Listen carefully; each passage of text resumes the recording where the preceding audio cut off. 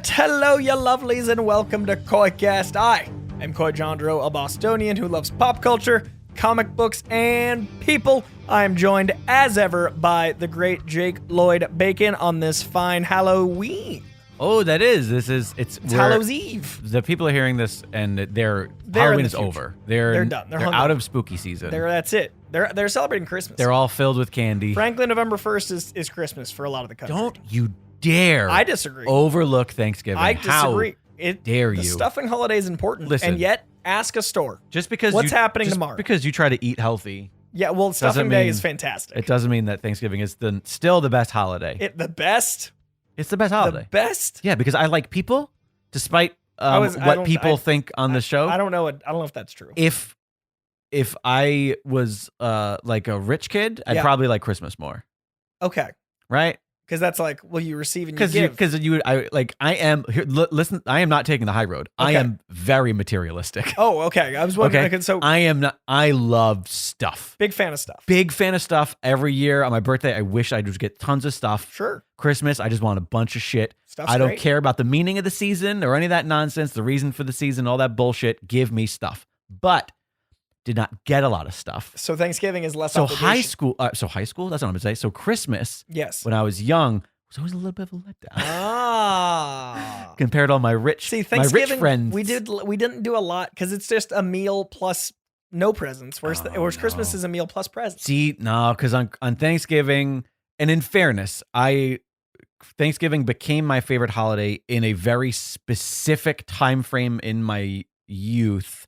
When for a few years it was all at my godparents' house, my Auntie Anna, my Uncle Paul's house. Yeah, and it was specifically about being around like those people, that family. They're with my cousins or like my brothers and like the extended family and friends. Like, and it was very like, I tell Alexandra all the time, like when I think of my favorite place in the world, it's at my godparents' kitchen table. Like my godparents' kitchen table that's my favorite place. Okay, so that's very specific. And so Thanksgiving, Alexandra and I have tried to recreate that. We want people to come to our place for Thanksgiving. We try to host. We try to and for me, I don't know, there's just something about like getting together with your family, whether blood or adopted or, and just like that time of the year or that specific day, it's like, we're going to unplug all the other shit. It's like that's better. I don't know. It's just a better holiday. It's a better holiday. It's like my fifth favorite. I look forward. Really? It's down the list? Well, below Easter? No, fuck Easter. Fight an Easter bunny in a mall any day of the week. We are staunch anti-Easter folks here at it doesn't. It's just a fucking day. Fuck Easter. Fuck Easter. No, I'd say when I was growing up, it was like birthday number 1, Halloween number 2. That's not a holiday. For you it is. No, all right, that doesn't count. Birthday. We all love our birthdays. Yeah, so it's the number 1 holiday. All right, it's your birthday counts as your holiday. All right, listen. Some of us also, rate TV shows on Letterboxd. So some of us do. Some of us just got serialized though. We'll talk about it. Some of us have different rules. Have you got serialized yet? No, it's dope. We will talk all about it because I got something different. Oh, equal and or better. We don't know yet. Okay, because I put it out. We'll talk about it. Let's talk about it. Finish our holiday. Okay, talk. So holiday, I say birthday number 1. Maybe that's like a negative. I don't know how the people rate, but I say birthdays or holidays. And then number 2 was always Christmas. Number 3 used to be Halloween, but that's drifted down as I got older. Number 4 was St. Patrick's Day. Number 5, Thanksgiving. Now it's more like number 1, birthday. Number 2, St. Patrick's Day. Number 3, Christmas. Number 4, Halloween. Number 5, there's really not a big difference between St. Patrick's Day and Halloween if you think about it. You put on a ridiculous outfit, you get drunk, and try to get laid. So that's every day of the week for me. That's just living. But on St. Patrick's Day, I have seen your red carpet photos. Yeah, I can just start at 9 a.m. on St. Patrick's Day. That's the difference. Are dressed in a ridiculous costume. I do like garishness. But as I get older, I just feel like we don't do Halloween's harder to organize, especially post pandemic. Yeah, and there's stress. I think the pandemic officially killed Halloween. Yeah, it's like it's a stressful holiday. For me, Halloween as a kid was that was my favorite. Oh, it was the best. Oh, my mom would go all out on Halloween costumes. It was like, her favorite thing to do as a mother. Yeah. It was the thing she took the most credit for. She made herself badass costumes. Oh, I've seen your penguin, so, man. I'm very proud of that. I loved Halloween as a kid. It was all about going out, getting candy, getting dressed up. I fucking loved it. And then I became a teenager and I hung on to that joy. Same. But also where I grew up, Halloween was like, oh, you couldn't fucking go down a single block in our neighborhood without seeing 40 kids. Like it was just so it was crowded. very much mine too. I think it's the age we grew up to. Yeah, I think like that was an 80s. And I think it was like the Northeast because it's the perfect time of year. The weather's great. Everybody's like, you can wear foliage helps. Oh, everything about it helps. But egg fights and shaving creams, and you would melt a pin in the shaving cream. Remember that, and pull the pin out so that the hole was thin, so it shot real far. So that was a blast. And then 9/11 happened. Oh, and 2001. Even though it was my first year of college, we were still like going out as like my friends were all drinking and like, but we were still like, we would go trick or treating. Amazing. Even the year 2000, we would go trick or treating, right? Yeah. But September 11 happened, and then that on Long Island in New York specifically, 6 weeks later, it was very much like, oh, they're gonna bomb this thing, they're gonna bomb this thing. So there was nobody out on Halloween 2001, and at least Long Island. Until I moved in 2005 for those remaining 4 or 5 years. Never really came back. Never came back. Even though I was at the age where I was like, Halloween started becoming like, well, we went and did like my band played a gig on a Halloween night. And it was like that sort of like, that was what Halloween became. But even then it was like. See, like my first 10 years in LA, I did a lot of Halloween parties, and there were like networking events, and also too. So Halloween was. I mean, Moorhead used to host. We used to have a great mutual Halloween. Yeah, that was a really fun house to go to on Halloween when he was living with like Colin and Shane, and it was so like nice, and it was like a great house. Location, and it was like they leaned all the way in. Oh, it's not a great location, but for the Halloween party, parking was a nightmare. Yeah, but like the neighbors were great, and like it was central. Like that to me is a great location. Yeah, no, parking's always bad. We live in LA. But like that house is in Pinch, by the way. That's my character's house in Pinch. I didn't know that. Yeah, I shot there. I've only seen it spooky. I did not put two and two together. But that said, the first 10 years, I feel like LA, for my first 10 years, it was like being a teenager again. Because like you'd meet people at parties, you'd get drunk, you'd have fun, and you got to represent yourself. Yeah, like you got to put on whatever you think of as blank. Yeah. I was always Venom. Oh, that's great. Because it was easy, because I had the mask. And so that's all you need. And so all I would do is wear the t-shirt. You know, like we all have the t-shirt. Everyone has the Venom. But what I did is I would just put a mesh shirt on over it. Great. So that way it was like tight symbiotic and form-fitting. Yeah. And then just wear like some leather pants, call it a day. Fantastic. Yeah, real easy. And then like I also love that it's like a couples holiday for me. Like I always dressed up with. I will say like Halloween became in my like 30s, it became like a little bit stagnant because it was either a couple's holiday, and if you weren't in a couple, it's sad. The whole point of the holiday was like, I want to get drunk and laid. Yeah. And if you weren't trying to get drunk and laid, like I generally was not on those days, it was always sort of like, yeah, Halloween's fun for like 2 hours. So this Halloween was fun because I went to like a pirate cove. Oh, all right. Like, you know, the medieval times thing in Anaheim? Of course. There's apparently a pirate version, which I didn't know about. And like the place that I work with right now took it over. So we just had a private event where like pirates were like swashbuckling on this giant ship indoors and everything else. Free booze, free caricatures and fortune telling. So I got my fortune told, did characters. That's a fun It felt way like to do I was a Halloween. teenager. Yeah. And I was inside and like everyone had to get COVID tested. So it felt safe to be inside. Did which you was dress up nice. like a pirate? So I dressed up. I wore camo pants. Let's see if you can get it before I tell you the last beat of this thing. Converse shoes, camo pants, a 1997 Tool band tee from their tour in 97. And then one last thing seals it. Yeah, I can't. I put stickers all over the shirt and I wrote, "You wouldn't steal a car. You wouldn't download a pizza." Were you just like I went as 90s? piracy. Piracy. Remember the piracy ads before every DVD? I wouldn't. Listen. I know that you didn't ask for notes. Okay. I would have went with a Metallica t-shirt. I tried. I couldn't find a band tee. Everything because the Napster. Yeah, that's totally a fair note. That would have really sealed the deal. But the year that I looked into it, the year that was popularized, Tool was the #1 album. So I was like, this is enough. That year? Parabola. Oh, okay, right. So like that was enough for me to rationalize the lack of Metallica. But I literally wore, like I put stickers that said, "You wouldn't steal a car, you wouldn't download a movie." So like all of that was, I went as piracy. That's great. And like the 3 people that got it loved it. Well done. That was what I needed. Well done. Those 3, it was for them. Respect. Because everyone else looked like fucking Jack Sparrow. I got to be piracy itself. There's somebody there who's like, "I'm a space pirate." It's like somebody's dressed like Malcolm. Captain Crunch looked great. There was a Captain Crunch, which I respected. That's good. I enjoyed that.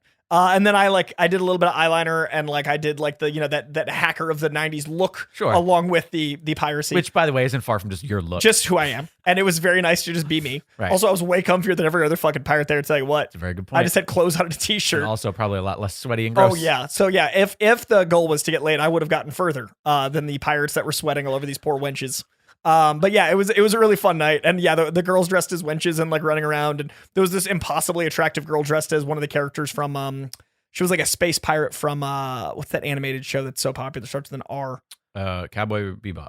with, Rowboy, Re-Rop, Ruby Roo.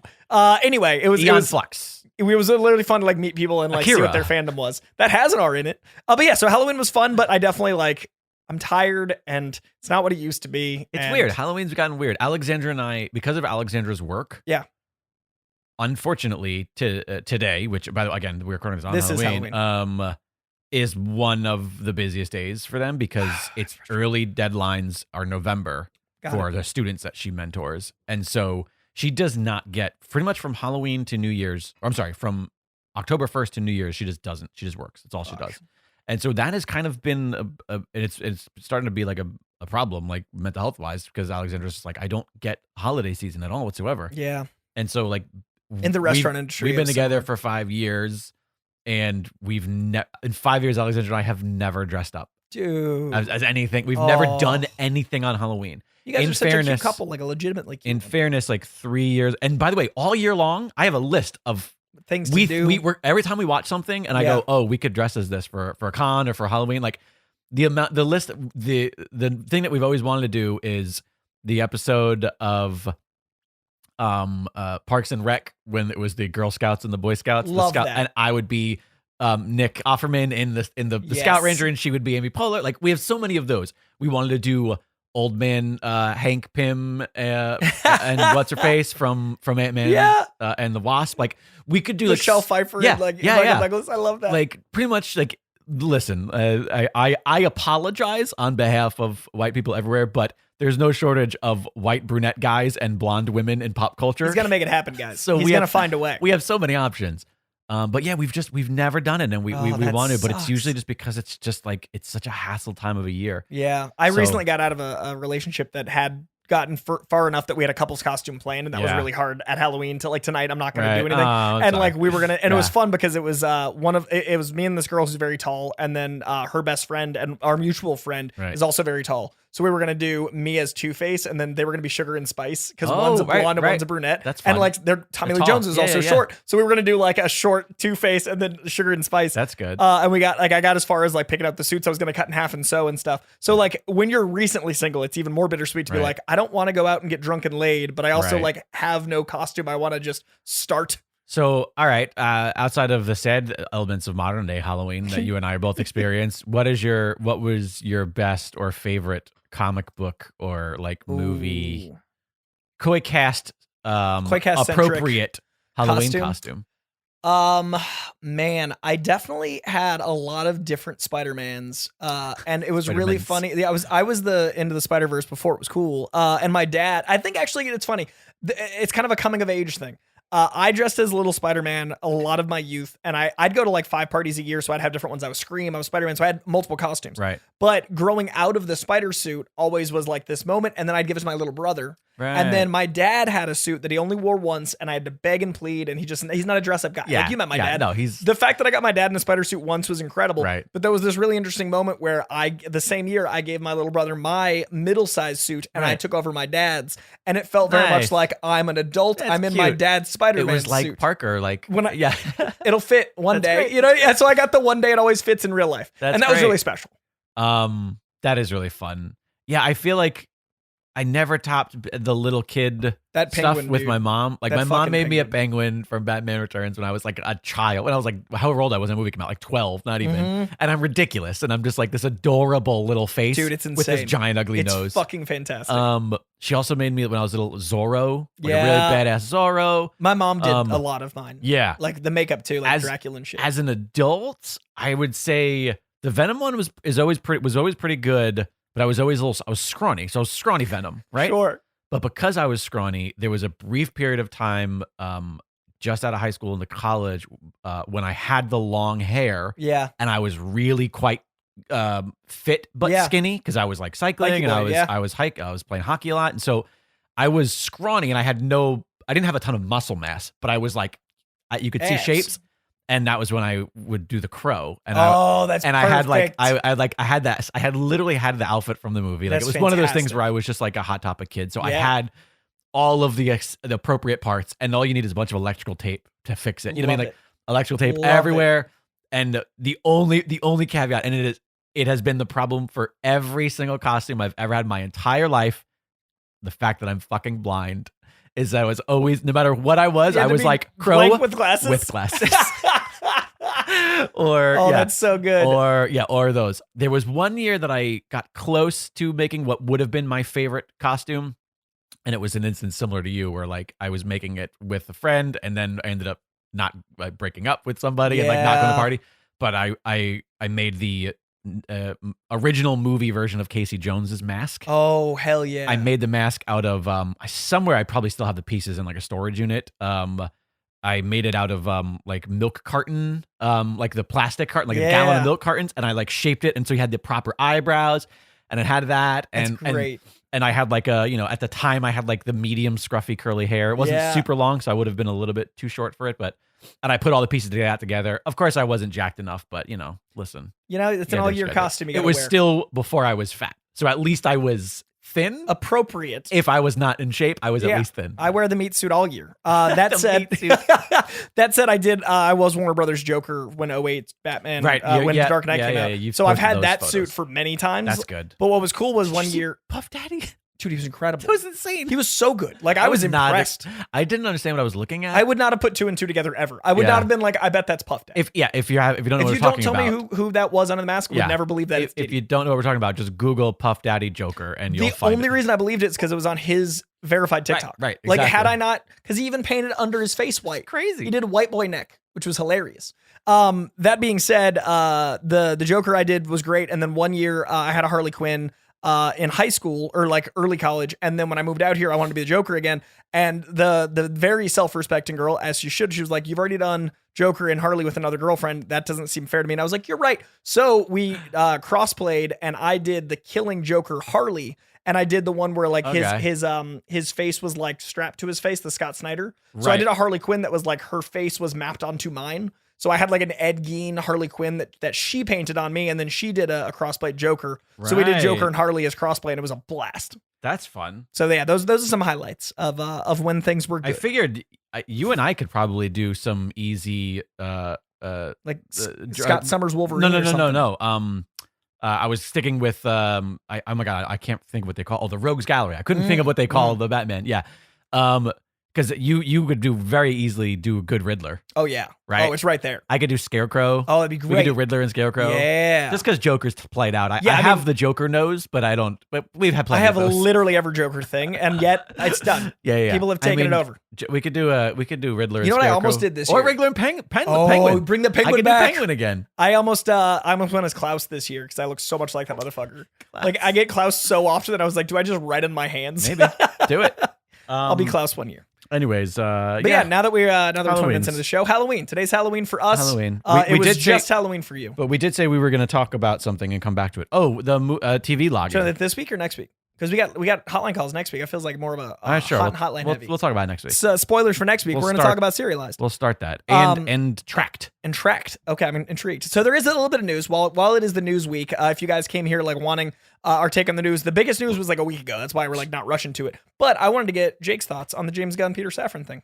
Oh my god, I think it's perfect. Fucking so excited. It literally is the best two people. I will say there is still that little grain of disappointment in that we know Cavill's coming back.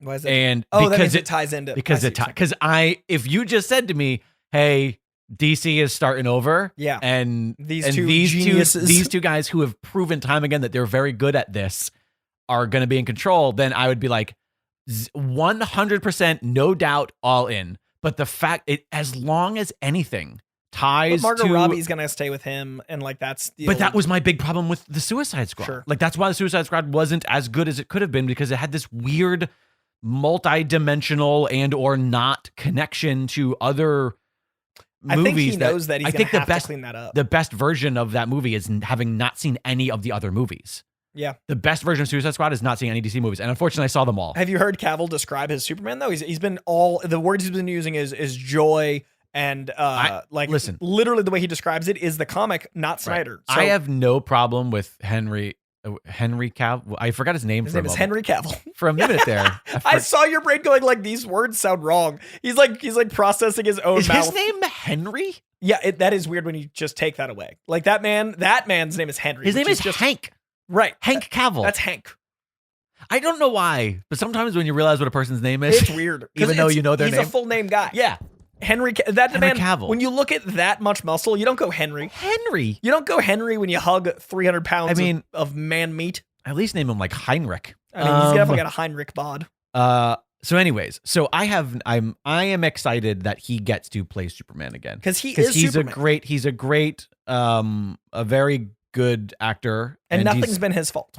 But the problem is like, if we're trying to tell a story of that character, then he's going to be limited. He's going to have his fucking feet in cement blocks. It's as simple as that. Like, unless they somehow do an Earth 2. You mean the Flash movie that comes out before his next Superman? Exactly what I think they're doing. Reset button. There's got to be a reason they have to have that movie come out. This man is going to prison probably for at least a little bit, not for long because he's famous and white. Yeah, rich. They're famous and white. Apologies. But like they will not serve a lot of time, but they will serve some time. They will have to, and they wouldn't fight to have this movie come out. DC, unless something really important to their building happened. I'm hoping that that's the case because these people are so good at what they're doing. Sure. And again, I'm not. People that listen to the show might think otherwise. I'm not anti-DC. I like these characters, and I want them to have good stories and good movies. They just, in my opinion, have been 95% garbage and offensive to me, fan of the character.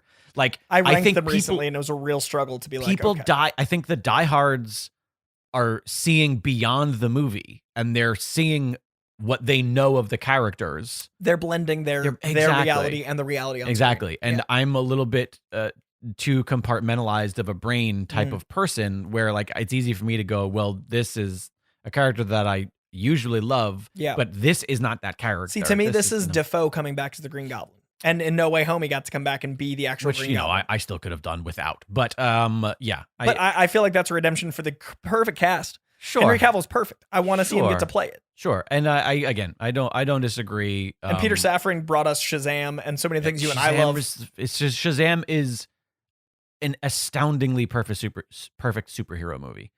I'm all for it. I'm excited.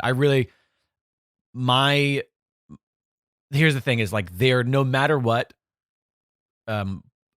perpetually playing quote catch up. Sure. Which is stupid because by the way, I love that like James Gunn's come out and talked about like his relationship with Kevin Feige. I love that Kevin Feige's like, he's so excited. And how they're like, hey, just so you know, $1 for DC doesn't mean $1 less for Marvel. And that's exactly fucking true. That's not how this works, you idiots. Also, like the fact that James Gunn was helping build the world. Exactly. He's a world builder. Yeah. Like, this is the perfect guy. Safran's the perfect on-set creative producer. James Gunn's the perfect nerd and showman. Huge part of Kevin Feige's appeal is that he can go on stage. And James Gunn's going to walk out DC actors at Hall H. It's going to be huge. James Gunn is a character in the DC universe because of Harley Quinn. He's the co-chair and the co-CEO.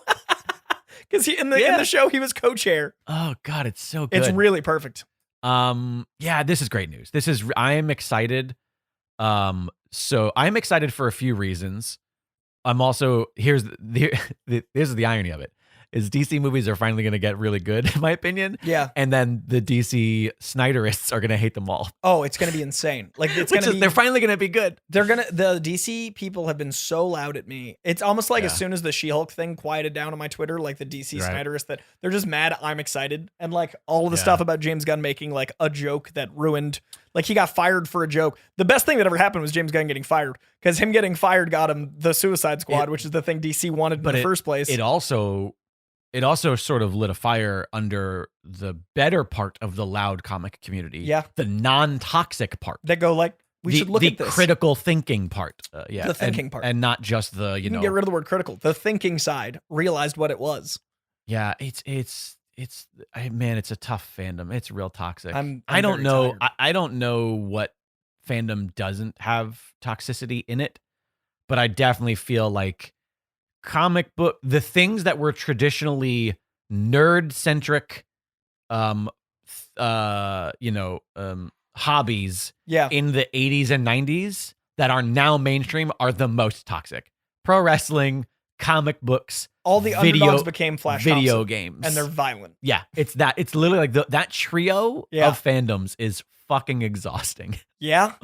Whereas like sports fans have just become like your uncle. Yeah, they're just Sports like fans are they're just, like- aged out of the ability to really mean- have the relevance of being angry. Listen, there's definitely still some awful toxic sports fans, but usually sports fandom toxicity is connected to alcohol. Yeah, and it's only like an apology. You're like, I wasn't myself. I painted my face. It's That's like not who I was. Yeah, it's like The Fan, that movie with. Did you ever see that movie with Oswald? Patton Oswalt? Patton Oswalt, yeah. Oh, it's so good. But anyways, yeah. So I'm excited. it's great. This is great news. Personally very excited. Is there something specific that you are looking forward to? I think because James Gunn's the only one that got to do an R-rated movie, I think we get a more mature DC universe than what Marvel's ever going to be able to do. I personally think that we're going to have, like, Deadpool's going to be R-rated, but things will stay largely Disney. And I think this could lead to, like, the Dark Justice League. This will probably lead to Detective Chimp and weird-ass characters I don't know about love. Dark Justice League. I definitely think more about, like, Well, Guillermo del Detective Toro, Chimps. like, wanted to do it. And Yeah. DC was like, we don't think R-rated is the move. And then James Gunn And did. I don't. Yeah, but I don't think that. I think that James Gunn can make an R-rated Suicide Squad movie with a bunch of characters no one's ever heard of. Dark Justice League is Detective Chimp, Constantine, who's coming back, Zatanna, who's not been introduced. Like, if you look at the Dark Justice League, I am an idiot. I did not think Dark Justice League. I did not think the group Dark Justice League. I thought Oh, you you meant thought like a Dark R-rated Justice. League. They tried that. It was called Zack Snyder's Justice League. Yeah, seriously. No, the Dark Right. Justice League, the Yes, team. yes, All okay. C I'm and D stupid. listers. Yeah. I think that's what we could get. And that's great. And that's what I want. That's what I'm looking for. I'm also looking forward to Plastic Man. or so you on Twitter, I saw you ranting and raving about like how you, in a perfect scenario, we're keeping Batman separate. I could not agree more. Yeah. In fact, I would like them to do the opposite of what Marvel has done. Yeah. And not lean into the connection of literally fucking, we don't need the Eternals being like, oh yeah, I knew Thor once. It's fucking useless. No, we don't. It doesn't and I think help James us. Gunn knows that because originally Guardians was very consciously separate. Right. And so because of that, not only do I want people that are in the DC universe to be maybe not as connected, but it would also be great if we got the Animal Man. Yeah. If we got if we got these characters, I want to see a Jonah Hex. I'm dying for a good Jonah Hex. Yeah. Not that, and I think the other one was underrated. Sure. That's not to say it's a good movie. And it was underrated for the time, not for now. But it's underrated because of aspects it's still a bad movie. Sure. I just want to make that very clear because I'm gonna get added at. But anyways, yeah, you know what I mean? I want the that's what dark I'm looking forward supernatural to. side. I want the weirder choices. Yeah. I want the bolder swings. I think Shazam shows how weird and bold I think Safran's willing to go. It's a little bit tough now because of how much buzz there is around Werewolf by Night, but fuck, I'd love a real good Swamp Thing. Yeah. Like really Maybe that's good. how it happens. I mean, Marvel and DC have always done that. Like, I mean, Yeah, of course. they made Dr. Fate within 2 years of the most recent or within 2 months of the most recent Doctor Strange. Sure, but years after Doctor Strange was but Dr. Fate's a character. 20-year earlier character. I know, and, but- and as we know, yeah. but like no one else knows. So I'm saying like if they're willing to make a Dr. Fate movie come out the same year as a Doctor Strange movie. Sure, of course. Yeah, I get that. So I think there's a chance. I just think that we're in for some weird C and D list spooky. And I'm very excited about it. I just want shit to be. Just want a smiling Superman. I want it to be unique. Also, I have still not seen Black Adam, but you are probably the only person that's in my immediate circle that has spoken as positively as they have about it. Sure. A lot of people that I tend to fall in line with. Not everybody, because every now and then some people are like, "This Boy. movie's the best," and I'm like, Right. "You're fucking terrible." But Or the other way. You People- like things, of Jake. course. We're working on Of your course. liking things brand. No. In fact, there's a lot of that. My buddy Mark Heiliger, who's the host of another show on the network called The Hell With This, which is a movie show where they just, it's their, my buddy Chad and Mark, they both work in the industry in both visual effects, special effects, editing, all sorts of different things. Mark is the most inconsistent person. I follow him on Letterboxd.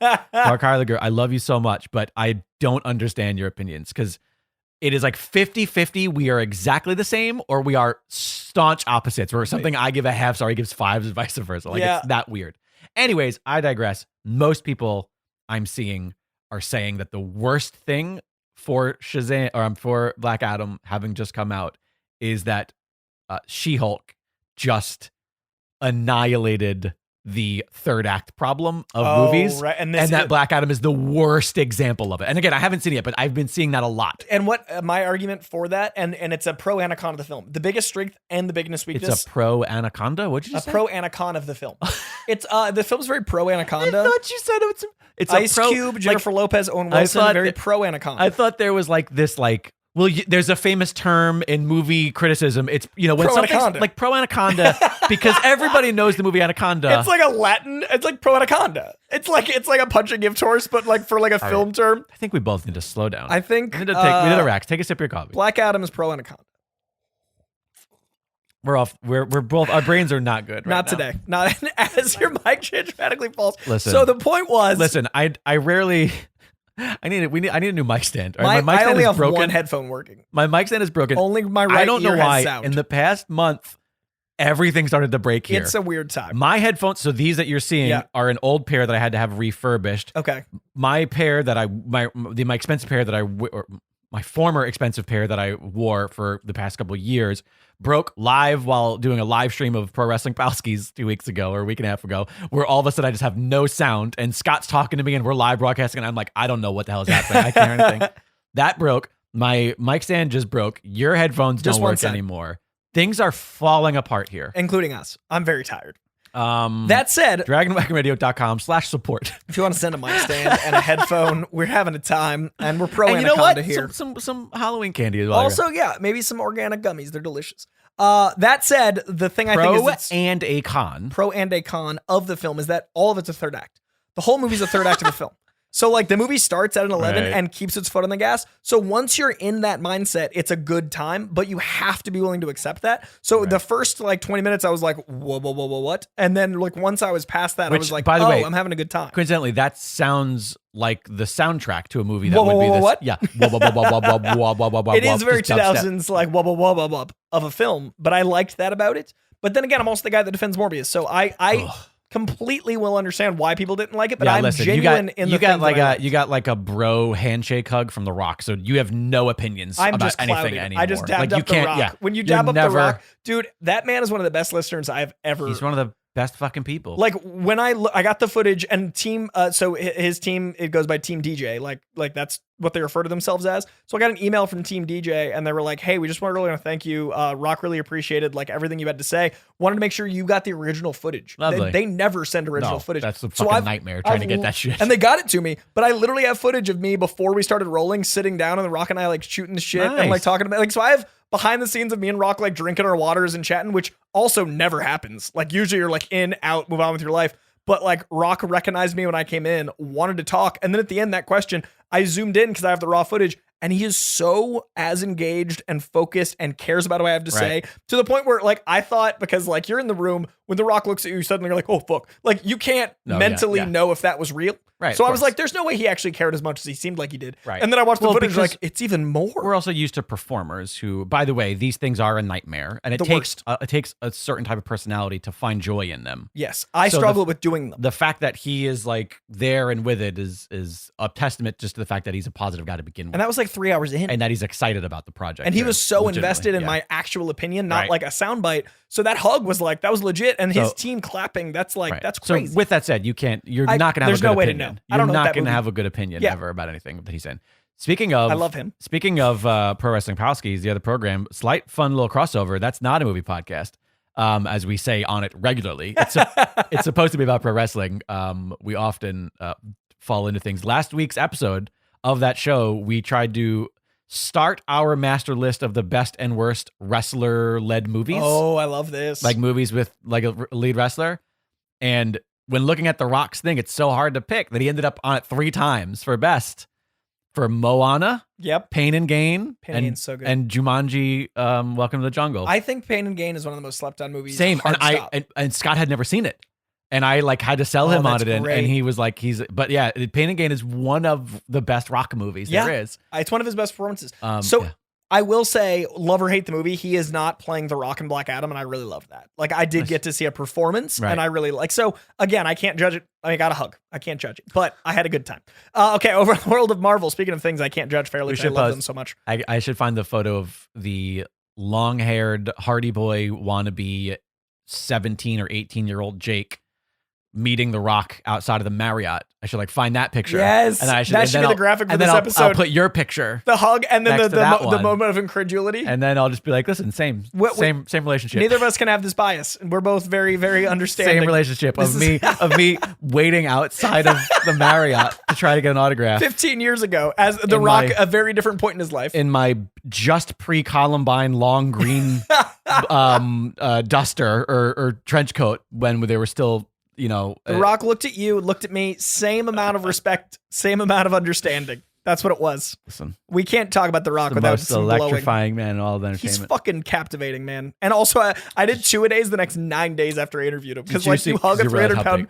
You hug that man, and you go like, I have to train. I remember him and one other wrestler when I was little were the two people who I couldn't wrap my head around their size. It was him and it was Steve Blackman, who was a short-lived wrestler. Who was like a martial artist turned wrestler, and his arms, when I stood next to him, I did that thing where you pose for a photo and they're facing forward and you kind of turn at an angle. Not quite a prom photo, but you know that where you turn because you want to get close. Yeah, you want to get close to him and like for a photo, like so your heads are in it. And when I looked down, so he's standing in front of me, perpendicular, his arm, bicep, tricep, whatever the fuck it's called, from front to back is wider from front to back than my chest. Then like from the left of my body to the right of my body. His arm was terrifying. Was bigger than that. And I remember looking down and being like, what is human? That's not, it's like when you look at a Chihuahua and a Doberman, you're like, that's not the same creature. Yeah. Like, what is this? And the Rock hugging The Rock was like when you're like, oh, I'm the Chihuahua. Like this is, and I work out a lot. Yeah. And there was no version of me that I immediately went to the gym. Like I had to. Monster people. That's all the options I had. Speaking of Rock, before we move on, did you see the clip that went around a testament to just how fucking awesome he is of him with the photographer at the event? He went around. So I wish I could remember the name of the photographer. I can't remember, but he's a legendary photographer. I think he worked for, I don't know if it was, he worked for some legendary paper in New York, and he's been around forever. He was a sports photographer, a live event photographer.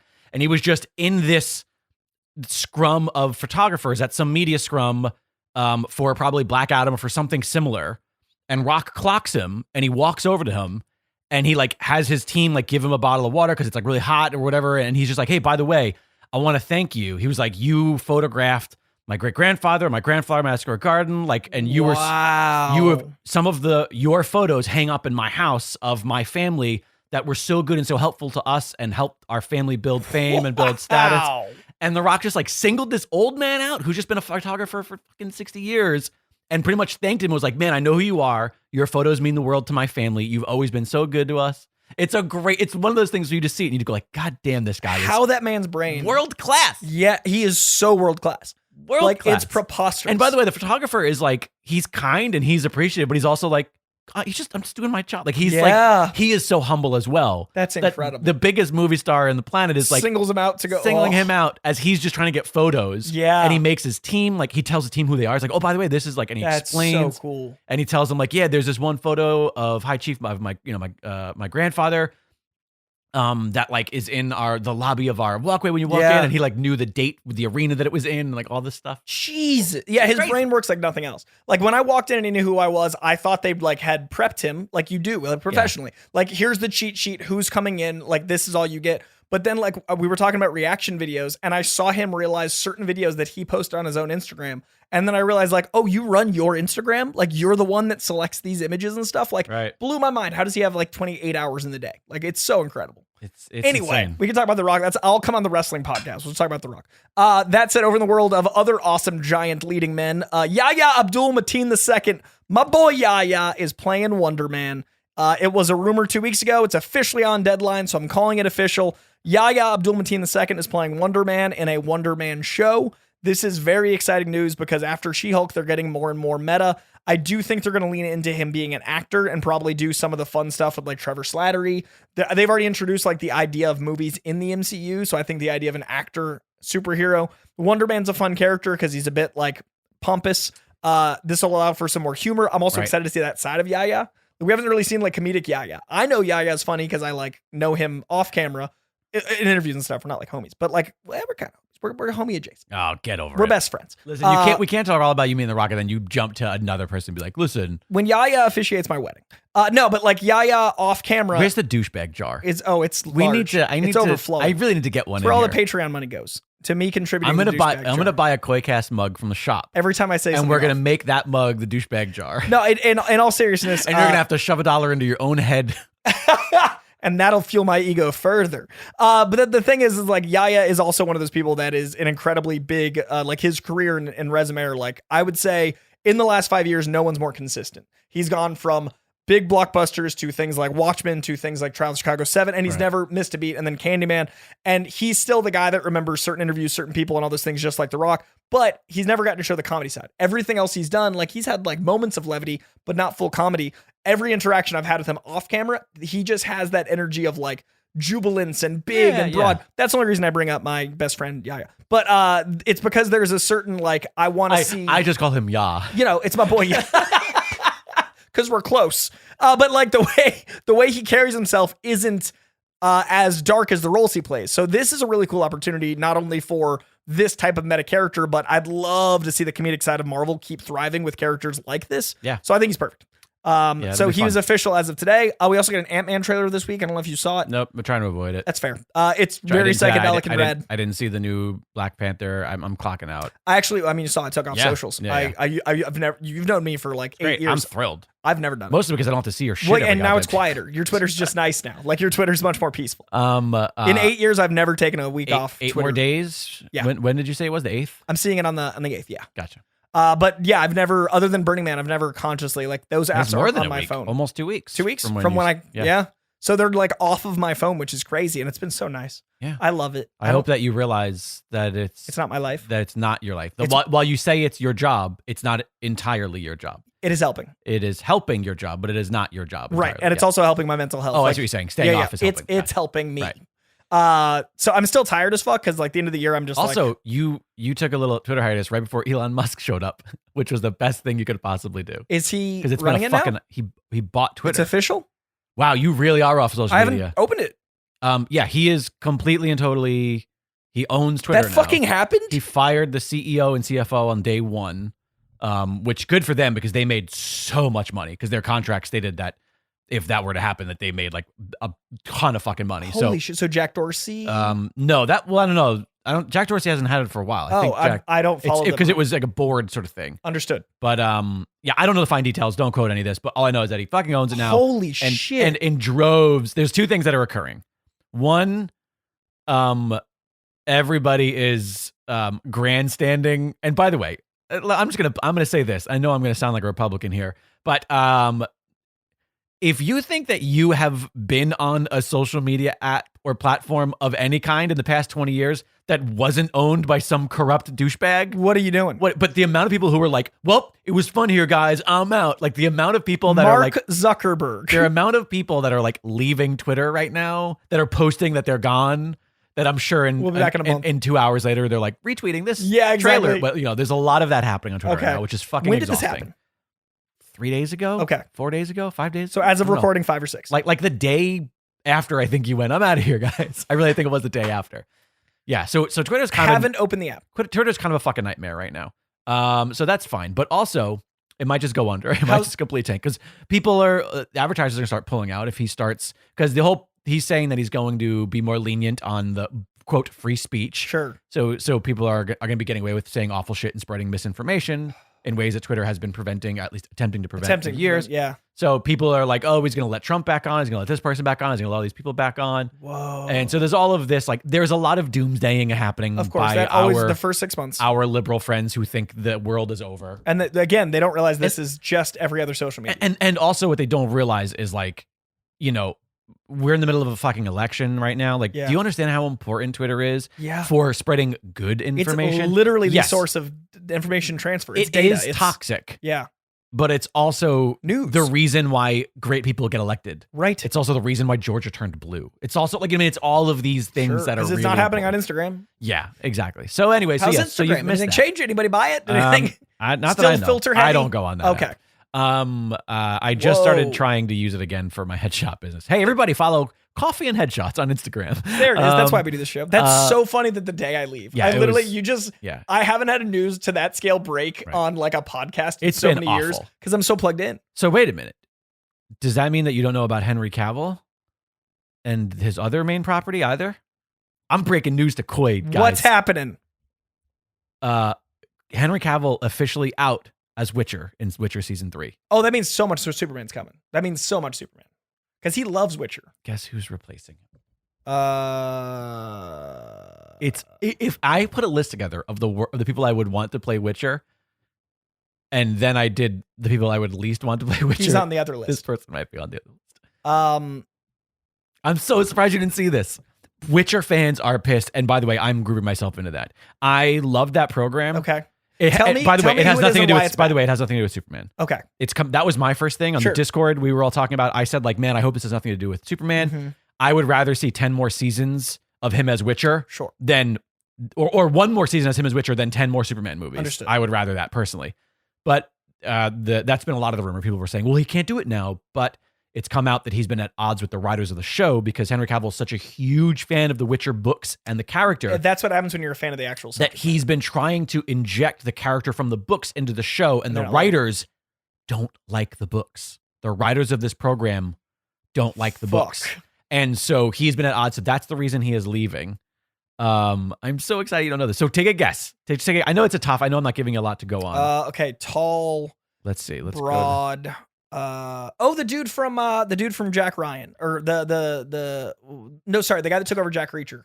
At first I thought you were talking about John Krasinski. John Krasinski. And I was like, Jacked action figure. Slightly more favorite. Slightly more famous, but ancillarily famous. This is a fun game we're playing. We used to play the Letterboxd game. Luke Hemsworth. How did you do that? Ancillary famous, big and bulky. And not directly famous, but more famous than the guy from Jack Ryan. Yep. Luke Hemsworth? Yep. The guy that played Thor in the acting scenes in... No, I'm sorry. Wrong one. Liam Hemsworth. Liam Hemsworth. So I half guessed, though. Yes. Yes.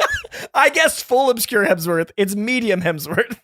Liam Hemsworth. You know there's a third Hemsworth? Yes. Okay. Luke. Yes. So that's why. Yes. Hunger Games Hemsworth. That's terrible. If that is his real I know name. that you have not seen Witcher. I have not. But Hunger Games is not the move. Despite the writers and Henry, so weird, being at odds, it's an exceptionally good show. Yeah. And it is all because of Henry. Henry Cavill is so good as that character. Hank loves The Witcher. And unfortunately, Liam Hemsworth is replacing him in the next season. Well, it's so depressing.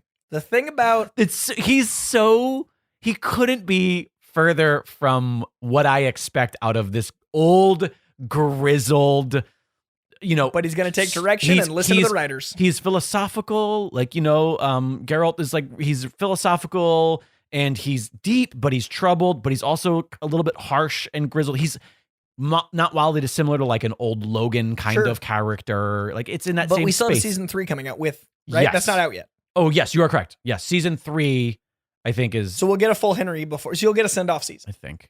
Okay. Maybe. I don't know. Okay. I don't remember the news that well. Okay. But... Being off Twitter is crazy, man.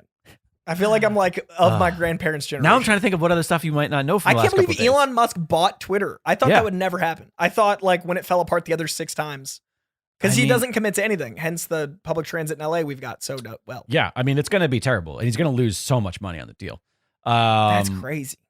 What else happened on Twitter? I think that's everything. Okay. Well, the other last bit of big news before I'm so excited that you didn't know about Witcher, even though you don't care as much. But it's still pop culture. You got to break to me. I'm still me. really surprised that, it's bad news. The last bit of pop culture news for you. You got some comic recs and we get out of here for the week. Oh, wait, no, that's not what we have to do. We have a major thing we need to do before you leave. Oh, there's some horses. We've got to name the November, the thankful Unpunchable gift horse of the month. We got to say goodbye to Duger unless he gets the throne again. Yeah, we don't have to say goodbye to him. He's not we don't kick people off. Goodbye, Duger. Listen, we don't have a ton of gift horse patrons. It's a Hunger Games. Only one survives. If we said goodbye, we would run out before the year is also, over. we need mic stands, so we need those patrons.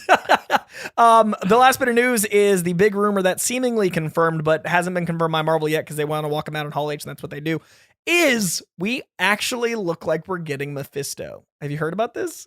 I heard a rumor, that someone fantastic was tapped to play it. Oh, wait, who was like him? And I saw it and I went, well, that's fantastic. And now I'm struggling to remember who it was. It actually makes me excited for Mephisto, which I've never been, because I think he's a bad character. I can't remember who it was. Who was it? Sasha Baron Cohen. Yes. That is perfect. Fucking aces. Because he can transform. He can run around. He also looks like the drawings of Mephisto. A little bit. Like he's got the brow and jawline. A little bit. And like there's an obviously the mischief of Sasha Baron Cohen. Plus, he's an incredible actor. So, but is it just rumor? It's like deep root. Like the sources that are now saying it's true are pretty. I've heard he's done like mocap. Like I hear it's like a thing. Oh. And Ironheart's out next year, so like it would be the right timing. And I'm thinking what they'll do is the Hood is the villain of Ironheart, and the Hood has a cursed cloak that gives him his powers. Instead of being an obscure demon, they might just make it Mephisto. Right. So it'd be so funny. I mean, Marvel listens to the fans. I think they're kind of getting Sony'd a little bit, where the loud fans are like Morbin time. Maybe. I don't know how much we really want Mephisto because he's not a great character, but if they found a good reason to have Mephisto, like the Midnight Sun's coming in. I will say this a billion times. Star-Lord isn't a great character. Yeah, they know how to make. Do you know what I mean? Like C-listers, A-listers. Yeah, Iron Man's not a great character. Well, he was before the rebirth, before Marvel Studios, and before Jon Favreau's Iron Man. There had been some really well-written Iron Man stories, and but really not well the overall. I would argue in its entirety, it only got pretty good when it became a little bit more about the alcoholism. Yeah, I'd say Iron Man's like a 60-40 character. Yeah, that's not a character you adapt. You're probably not wrong. That being said, Mephisto. Fuck yeah. I mean, if you got Sasha Baron Cohen, because he's such a good actor and he's such a, like, he brings, people don't consider the gravitas he brings. He really does. I mean, do you put him in the same world that the Taika is in control of? Do you put him in that I put him in Blade's world that they're rewriting. Oh, okay. Think about it. If you have the underworld, you have all this spooky stuff. I disagree with that. That's where he should be. Yeah. Because he's the fucking devil. But I just thought, like, let Sasha be an actor here. For the sake of comedy. Yeah, let Sasha do what he does. Like, let him, you know what I mean? And then, like, do the underworld stuff and have Mephisto be scary in his mischief, not mischievous with a side of scary. Yeah, like Christian Bale didn't get to be all that scary because Taika kept making jokes. I want Mephisto to be a little spooky boy. Oh yeah. So yeah, that's exciting. I'm stoked. If it is indeed true, true, and it does happen in 7 years from now, I saved it for the end for the grain of salt. 52 minutes in, it might be a rumor. We don't usually report on rumors, but both Jake and I love Sasha. And I do want Mephisto to show up, even though you say he's not a good character. I think it's a fun character, and I love.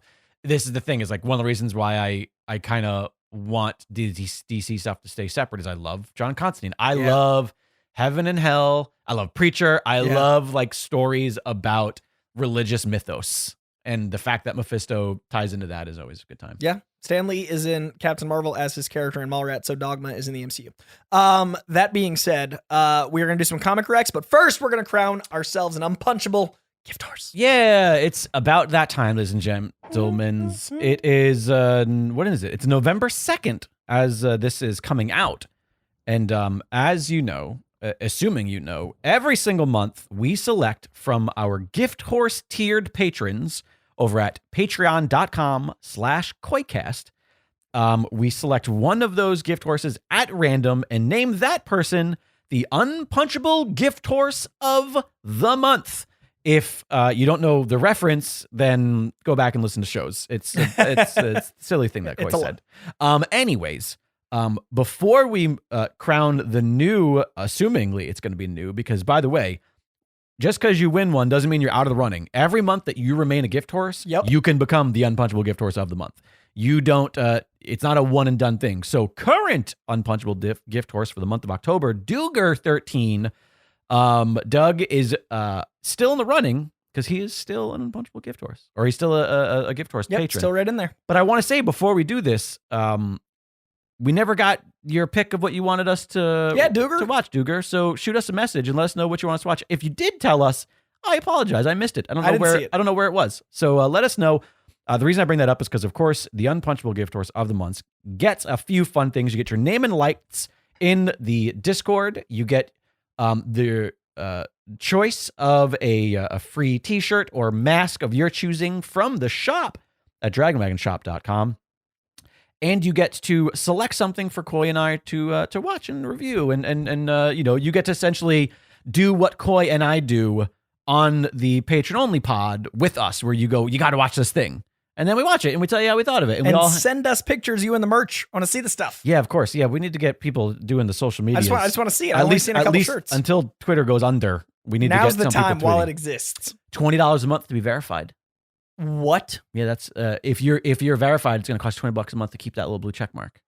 So even if you're already verified? Yeah, I think that's only if you're already verified. Wow. It's going to cost you $20 a month to keep. And you can't just buy in. That's a rumor right now, but that's like the people, the insiders are saying that's what's happening. Holy shit, Twitter sucks. So it's so he's going to charge people $20 to keep the badge. That's so shitty. So you still have to earn the badge, and then you got to pay $240 a year. Which, by the way, is just fucking absurd. By the way, everybody, if you supply, you shouldn't have to be a person of interest.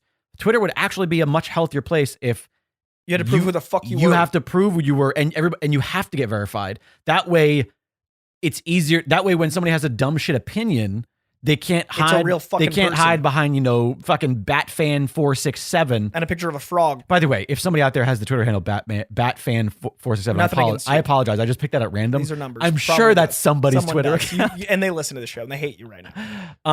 Listen, we keep getting distracted. It's time for the task at hand.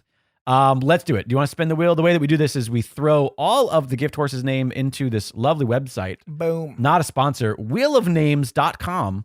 And then I just click a button and the wheel spins. And everyone in that tier is on this wheel. And then we have a new person. And of course, if you are a KoiCast zealot, by the way, the very, very top tier, you get two entrants into this. Alrighty. Are you ready, Koi? Let's do it. Alrighty. The wheel is a spinning and the Unpunchable gift horse of the month for the month of November. Oh, it just clicked over. Whoa, that was really close. That was like right on the line. Barely making it. Click in. Gilbert Short. Congratulations, man. Is the Unpunchable gift horse of the month. I think, I'm not sure, but I think this is the second instance of a returning champ. Of not just a returning gift horse, but a returning champ, because we don't call them champs here. Let's keep everything on brand. Excuse me. We do champs on the other show. A returning horse. Because I believe at one point or another, Gil was both the Unpunchable gift horse of the month and the PWP world champion. Is he this month? And he is also the PWP this man has many world hats. champion. And that's not a spoiler because that episode of PW Palskis came out yesterday. Oh yeah. Congratulations Gil. On the double hat. Thanks on your continued support. Although I suppose this month we're giving you all that money back in merchandise. All of it. That's a lot of He's going to run out of shit to have. He's going to be like, I don't know any more designs. He's going to be like, yeah, can you make something just get new? the same thing in a different color, I suppose. Or we'll have to make that Deep August shirt for you. I don't have time right now. People keep asking. I will say this. I will tell you this. If like 20 people wrote me and guaranteed a pre-order of it, then I would be like, why don't you do a shirt and make it vague and do like that old design at Hot Topic where it said coming soon and have pre-orders. And then if everybody, Deep August, if you get 15 pre-orders on the mystery shirt. I think you just undercut me. I think I said 20. I was trying to make it good for the people. I was trying to give the people what they want. It takes a lot of time. I can't imagine. I'm not a graphic designer. Yeah, it's a lot. And I care. So you're not busy. I don't just throw shit on a shirt. Deep August doesn't exist without us. Some podcasts just throw shit on a shirt. They just write a text. And that's not my style. You'll notice all the shirts, if you're a Gilbert Short especially, are very, very, very well made and well styled. Gilbert Short, the Unpunchable gift horse. He's the champ. He's got two belts like Conor McGregor. Of the month for November. Thanks again. And again, if you want to be in this running, please consider becoming a patron of this silly little show where we talk about pop culture and silliness at patreon.com/KoiCast. You don't have to become a gift horse. There are other tiers where you get access to the patron-only pod and more. Almost 150 episodes. Yeah, there's so much material up there. It's I can't stress enough how far your money goes. Koi and I shirts are more than $20. Do not make. Yeah, sure. Yeah, no. We lose every month. We lose money. We hope that the gift horse realize that like we're just giving you your money back that month and then some. Yeah. Because we do lose money on the giveaway every month for that one person. Right. But what I'm trying to say is, don't derail me and make it seem like we're not as needy as we are. No, I'm saying we're needier because we're losing. I'm joking. We see the numbers. We know how many people listen to the program. If even a fraction more of you would consider becoming patrons, even at the lowest level, it would go a really long way. Koi and I spend a lot of hours on this program every month, not just recording time, but Coy doing all the prep that he does, me doing all of the post-production, doing the art. We have to pay for our service. We have to pay for where this is hosted costs money. Which I didn't know until I did podcast. There's a lot of expenses, not just in that, but in time. Like I said, we're losing. Headphones are dropping like flies here. So please consider showing your support. We do not have ads on this program. We don't reach out to comic book companies or other things and try to flood the show with a bunch of ads. Our sole course of income for this program is the Patreon. So we do hope that you will consider throwing us a couple bucks a month and showing your support. And to everybody who does so currently, we really appreciate you. And all hail the current Unpunchable gift horse once more, Gilbert Short. Before we get out of here, speaking of lots and lots of time, I read a lot of comic books. Here are 3 weeks worth of comics for our every 2-week recording. And as we've had a tradition for a while, have not read this week's books, but when we're back in November, well, you're hearing this November, we'll be caught up then as well. So for the first 3 weeks of October, we've got from the 5th of October, Batman 128, Gotham City Year 1, Number 1, which is the new Tom King Batman. As you know, I love me some Tom King Batman. This is a prequel to Gotham. This is when Gotham was actually prospering. So it's really cool. I've actually never seen Gotham told from this perspective. So like usually cities like Detroit or, you know, what New York almost went through in the 90s start as this mega metropolis and then they, pun intended, but then they crumble and become, you know, a bit more like Gotham is today. It's cool to see a thriving Gotham of the before time. So like the ancestors of the Waynes and stuff. Before it all went to shit. Yeah. And when all of that Art Deco was shiny when and it was new. intentional. When it wasn't like Art Deco covered in cobwebs. When it wasn't written on black paper. But it's and it's written like 20s slang. So it's cool. It's like it's got like a gumshoe flavor. I really like that. So check out Batman Year 1, and it's literally called Gotham City Year 1, about that old pre-Year 1 Batman.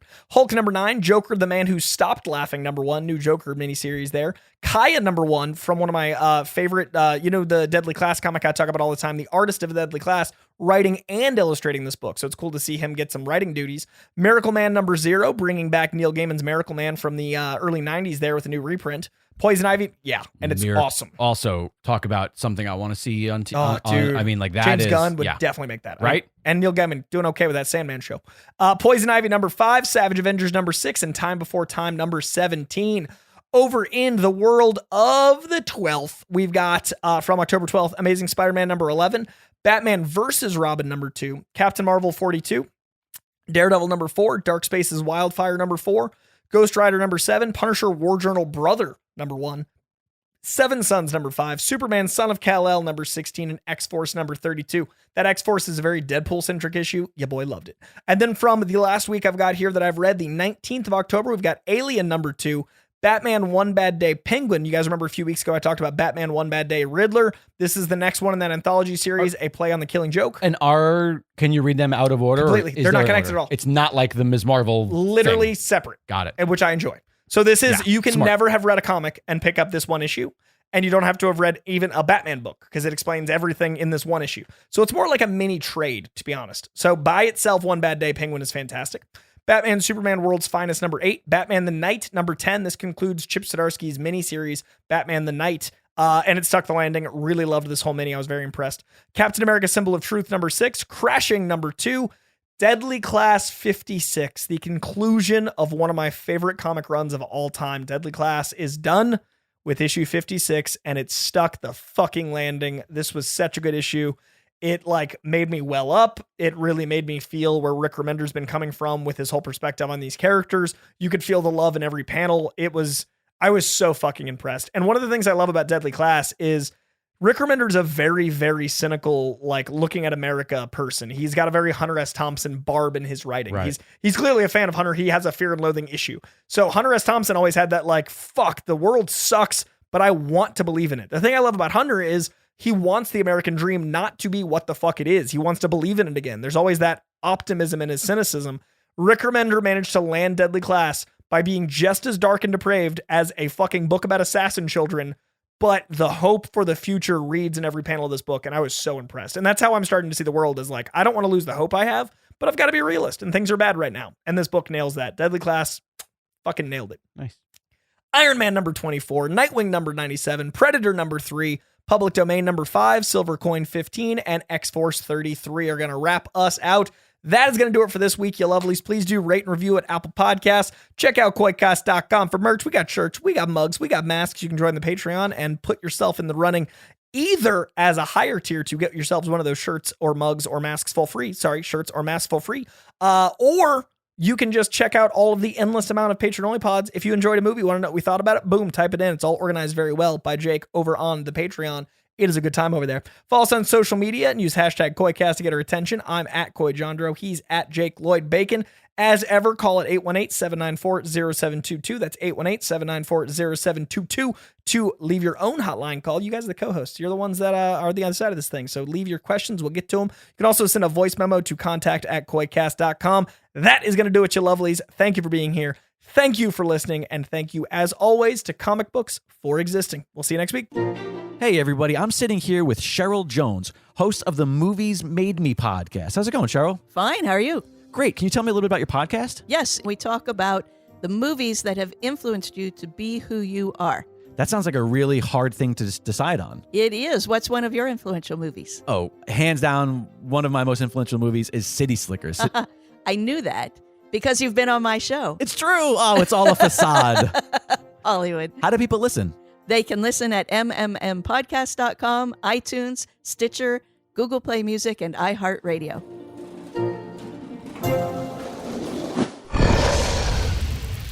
It's Dragon Wagon.